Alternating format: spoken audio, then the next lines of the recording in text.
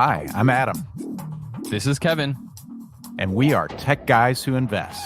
This is the place for business people and investors to learn all about investing. We offer a fresh perspective on what it's like to have a day job while investing, and we share lessons learned on our investing journey.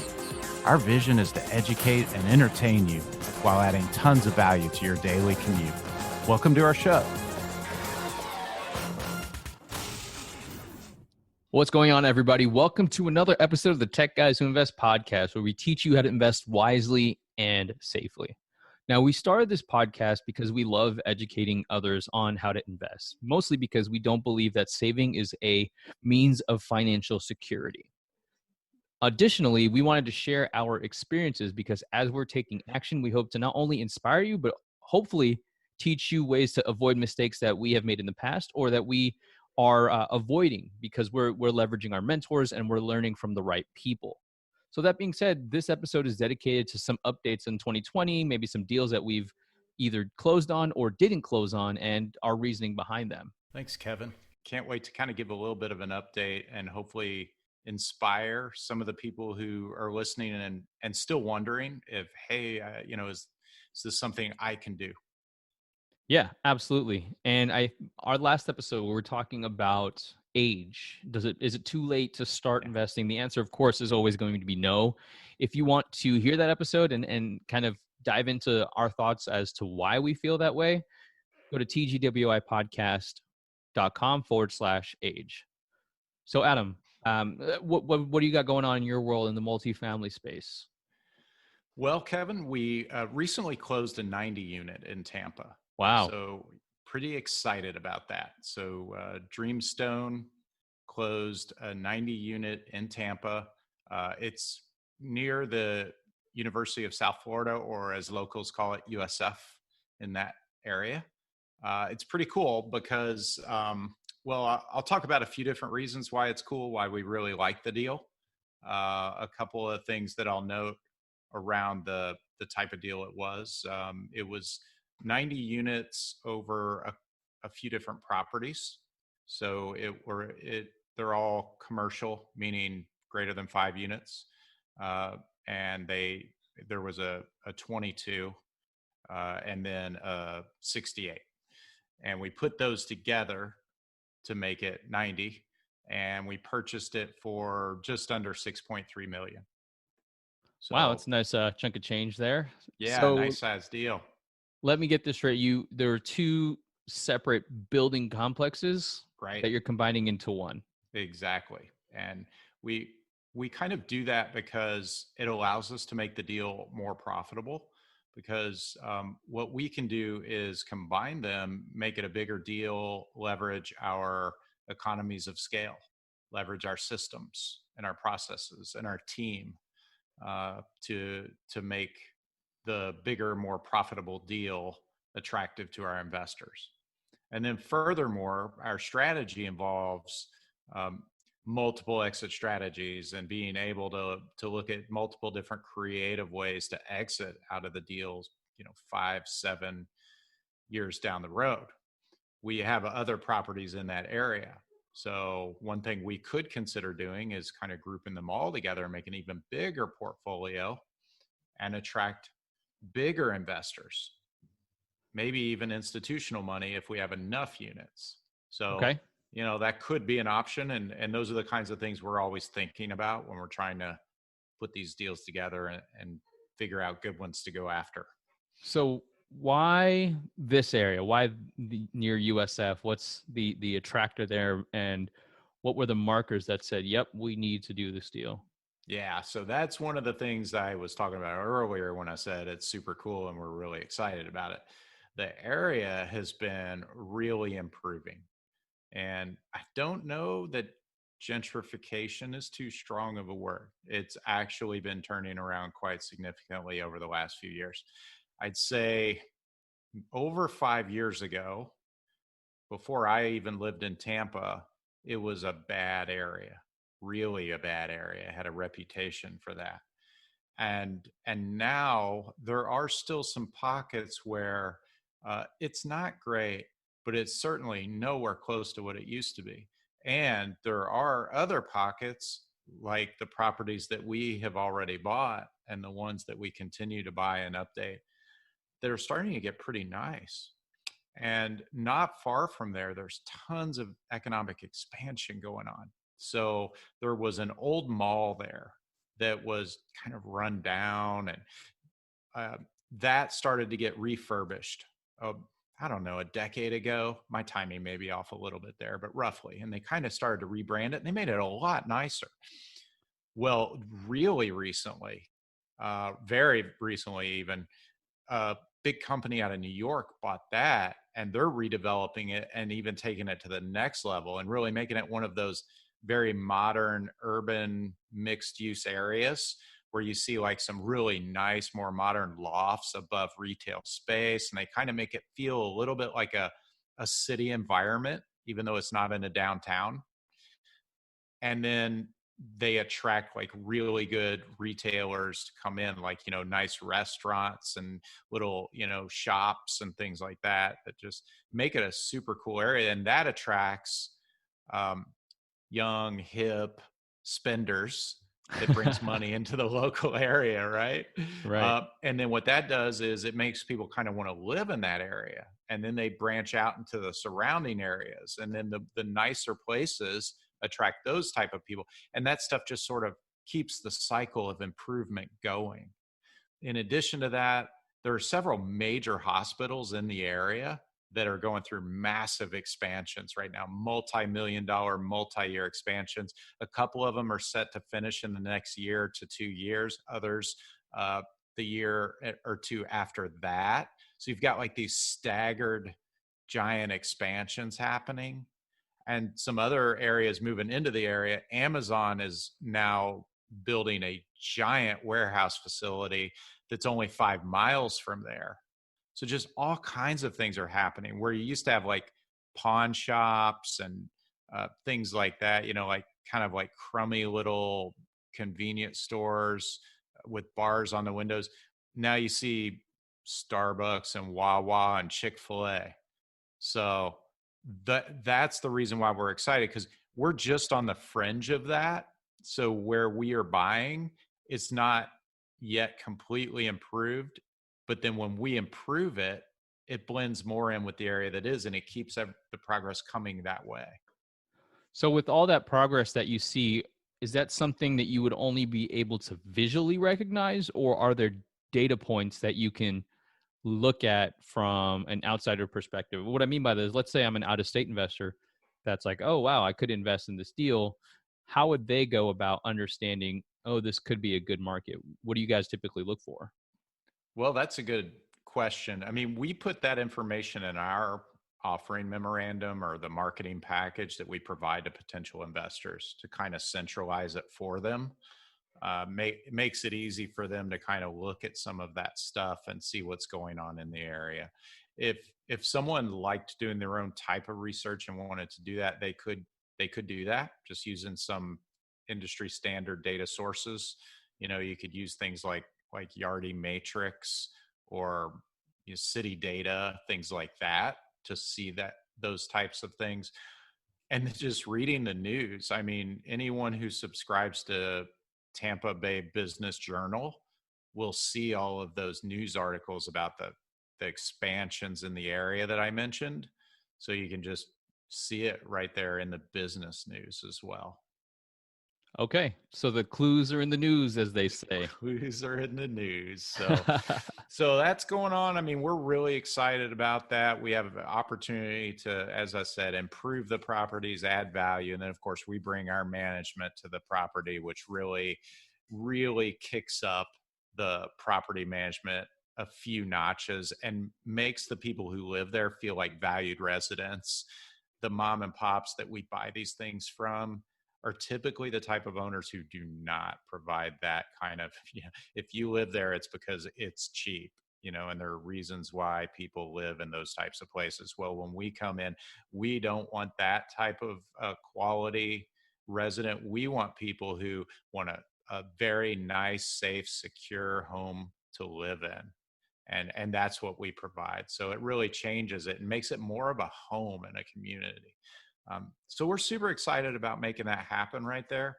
Then we have a deal under contract right now in Atlanta, 100 units. We're really excited about that. I can't say too much about it because we're in the process of raising capital. And I need to be really careful to not behave in any way that could be misconstrued as advertising. So, really don't want to say much more about that one, but I am very excited about it. So when you say it's under contract, I feel like that term Mhm. gets thrown out a lot in the real estate space. Can you help other Okay. our listeners kind of understand what that means, especially from the investing side? Yeah. So, we have entered into a legal agreement to purchase the property. We're in a legal agreement to purchase it right now, and we're doing our due diligence to make sure that all of the things they told us about the property are factually correct. Um, and so, as long as that's the case, we intend to move forward with purchasing the property and taking over ownership of the property this year. Nice. Yeah, yeah. How about you, Kevin? I know you've got a lot going on as well. Why don't you tell us what you've been up to? Yeah. So on the opposite end of you closing, I decided not to move forward with a non-performing note that I was looking at Mhm. because, which I'll talk about, but for really good reason. So I was looking at non-performing notes on PaperStack. And what I love about PaperStack, A, it's free to just get access to these notes. And B, you have the ability to talk directly to the seller of the note. And when you can get directly to the seller, you can solve problems, you can negotiate, you can really increase the amount of value you could add to that seller, which will can help you decrease the price that you'd pay for it. So this non-performing note was in Missouri, a little bit in St. Joseph, Missouri, and it was a reverse mortgage. So I recently learned what reverse mortgages were, and ultimately a reverse mortgage is when the lender pays the borrower. And that's why where the term reverse comes from, right? A traditional mortgage is where the borrower is paying the lender because it's financed a property or financed a purchase. In a reverse mortgage, it typically the minimum age is somebody that's 62. And so what has happened there is they've built up massive amount of equity in their home. They've lived there for a long time. Additionally, so what will happen rather is they will take that equity and the lender will pay them a monthly fee. Um, and that being said, that monthly fee tends to be an additional source of income for that borrower. So who's a retired person, they're not working, they need a new source of income. The reviews as to whether somebody should take a reverse mortgage are kind of some people say it's like a scam. I'm not too well versed in that yet. I was just kind of learning what it is because I Yeah. saw non-performing, and when I looked at it, I said, "Wait, there's no principal and interest. How can this be? What do you mean that the borrower isn't paying any principal and interest? I get that it's not performing, but wouldn't they be paying something?" And that's when I discovered it was a reverse mortgage. Now, what also made it interesting for me is it made it interesting for me because the borrower had deceased a long time ago, which is also why it was non-performing, and basically you needed to get rid of it. So with the reverse mortgage, what happens generally speaking, or what can happen is when you take out a reverse mortgage, the lender is basically paying the borrower, like I mentioned. The way the lender gets paid is if the borrower leaves, and that could be they pass away, so they're deceased, or if they move out, or if they, let's say, for example, their mental health is deteriorating or their physical health, they need to be put into some type of a home because they're an older individual. They're no longer living in that primary residence, so they will have to leave that property, and it basically breaches not breaches the contract, but triggers the event where the lender would get paid. Now, the way the lender would get paid is the borrowers, or sorry, the heirs of the borrowers. So let's say it was an older individual passes away, the heirs of that person can pay off what is owed to the lender to keep that home or 95% of the market value of the home. Or what they can do is they sell the home. Let's say they don't want it. So they'll sell the home to kind of pay for um, the they'll pay the lender back. So I was thinking, all right, well, what's this house worth? So quick estimate using Zillow, Trulia, and Realtor.com. So it's about $40,000. The buyer or the seller wanted about 15,000. So like, okay, there could be a potential here for, buying it, arbitraging it, taking it in, and just selling it, right? There's a $25,000 spread there. So when I spoke to the borrower, I learned that really when you come to negotiating, just ask as many questions as you can. Don't make any assumptions. Just ask. And when I got to, I built some rapport. I was asking, hey, how did you arrive at this 15,000 if it's a non-performing reverse mortgage? This is my first time coming across it. And I found out the seller was just thinking, I just kind of priced it as is just to see what would happen. So ultimately that gave me hope that, all right, maybe I can negotiate this down further, right? That increased my confidence based on my due diligence. Well, let me tell you that my due diligence saved me thousands of dollars. So when I did my due diligence, I found out that there was about $2,000 more in taxes and fees that were owed because the borrower passed away, so nobody's paying that. Additionally, I had a local realtor do a drive-by on the property. It turns out that the property was victim of arson, and that at one point there were squatters in there Wow. living in there because the bar had been deceased for quite some time. So there was nobody in it. And when I got pictures of the property, there was a big red tape over it. The city had condemned it due to the fire. So Wow. ultimately, what that means is if I was to purchase it, I would have to tear it down or put like thousands of dollars in it to make it livable. Yeah. So it made no sense for me to pull the trigger at all. Even it just didn't make any sense because I couldn't sell it as is at the $40,000 price point now. So I would have to be pretty much gifted that property to maybe make a profit. So I Wow. let the seller know that, and he said, "Wow, I didn't know that. I just didn't have that information on me at the time. Thank you for sharing." He decided to take that note off the market. So it was really interesting learning experience for me that due diligence is hugely, hugely important. Wow. That is a great example of how important due diligence is. So sounds like you learned a couple things. You learned a little bit about reverse mortgages. You further, I guess, it further validated how important due diligence is. And then you learned some good negotiating tactics that are very effective there. Yeah, and I was approaching it where I'm looking at this as how can I solve this problem? At first, I was thinking maybe, despite the fire, that this could be an opportunity for me to get this cheaply and figure out some way to sell it for a massive profit. But then the more I thought about it, when I read into what it meant for something to be condemned, when I talked to local attorneys and local realtors, it didn't make sense. It just Yeah. the numbers didn't add up. So that's why I had to move away. And sometimes that's what you have to do. Yeah. Sometimes that's the best thing you could possibly do regarding a deal is walk away. So what's next, Kevin? Yeah, so there's a couple of things next. I'm looking at a couple of different non-performing Florida notes to make sure that to decide whether or not it's worth moving forward. Got to do some due diligence on that. There's a performing note where it's an interest-only performing note, which is really interesting because that's what I have in my self-directed IRA. And the seller of that note is saying, "Name me a price."